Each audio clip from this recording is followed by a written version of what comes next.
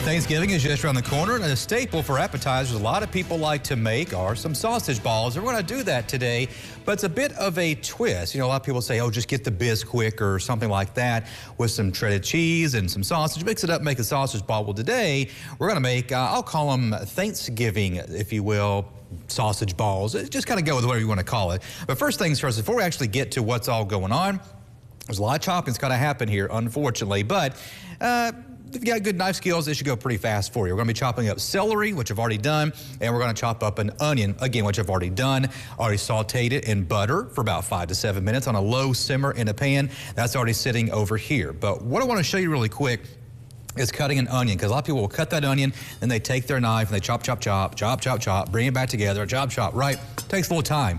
What you can do with an onion, and I've already got mine diced up here because I needed it to start cooking, but you can see it's a little on the stringy side, right? I mean, if we take a closer look here, you can see it's like, Joe, your onion doesn't look very good. Well, what I've done is I cut the bottom of it off, right, so that it sits flat. Then I took my chef knife and I went down and cut very thin individual strips all around the onion, just like that. But I didn't cut all the way through or all the way to the top so that it stays together, right? I've not cut it completely away from the root, so that when you turn your onion over off to the side and you take your knife and you go down the edge and cut very thin slices, look at that right there.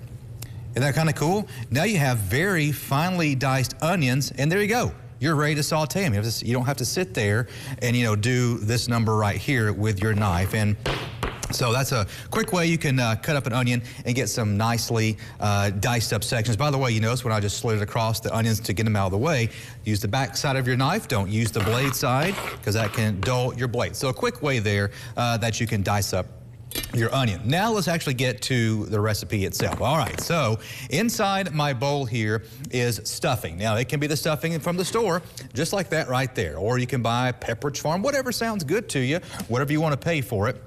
But you want to get the dry kind, and I'll have this full recipe for you online because I had to do half and half. So this is the smaller batch here, if you will. So what I did is I put a little bit of milk inside to rehydrate the stuffing with some flavor, of course, that milk in there, and I put a little bit of poultry seasoning on the top. So you've already got the flavor on the stuffing, right?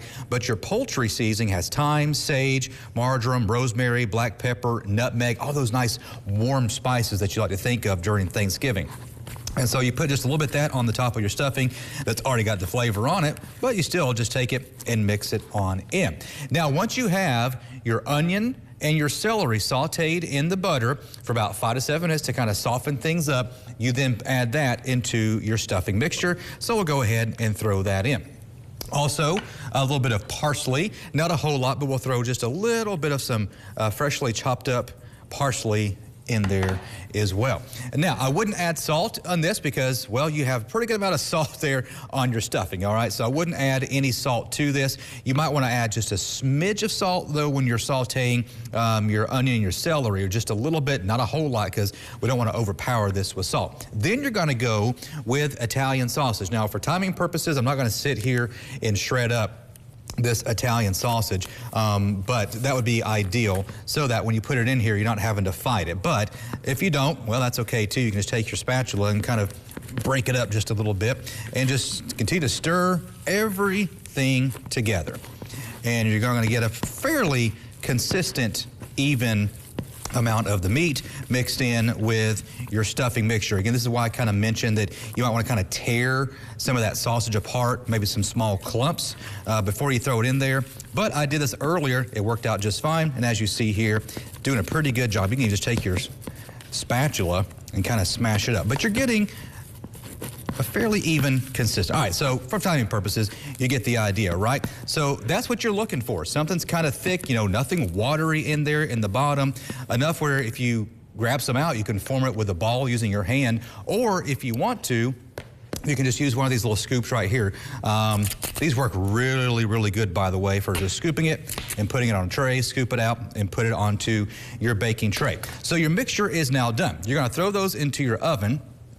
If you use a regular oven, probably about 400 degrees, for probably roughly 20 minutes. Watch it though, just to be safe, because all ovens do cook differently. I use the air fryer. I did it at 350 for about 15 minutes. They came out about 185 degrees. Want a little sauce to dip with this? Let's go for it. Here's some cranberry sauce over here, but I didn't just open a can of cranberry and throw it in there. This, I know you're gonna say, Joe, what are you talking about here? This sounds a little crazy. All right, so I opened a whole can of cranberry, the full berry kind.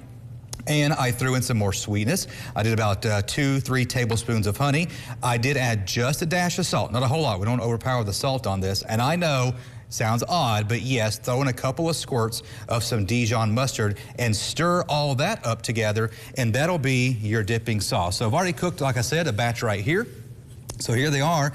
Yes, they kind of look like sausage balls, but they're full of so much more flavor. We're going to call them Thanksgiving stuffing sausage balls. Just something different to try out versus buying the Bisquick or whatever it may be. And if you want to, sure, throw some cheese in there. I didn't eat that one.